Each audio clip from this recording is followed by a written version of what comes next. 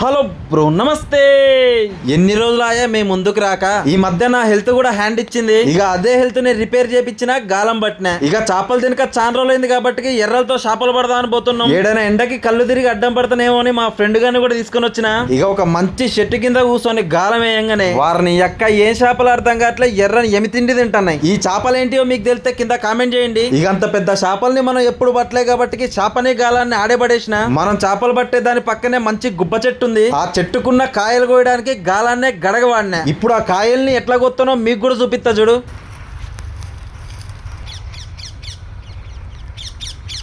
ఒక్క ఇత్తు కూడా కింద పడొద్దురా.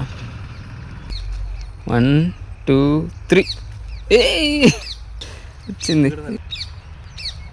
ఇక ఇదే గుబ్బకాయల్ని తినక మేము చాలా రోజులు అవుతుంది. మంచిగా చెట్టుకున్న కాయల్ని ఒక 4 కోసుకున్నాం. కోసుకున్న గుబ్బకాయల్ని సప్పిడి కాకుండా తిని నోరు కడుక్కొని ఇంటికి పోయినాం. మీరు కూడా పోతా పోతా లైక్ కొట్టిపోండి.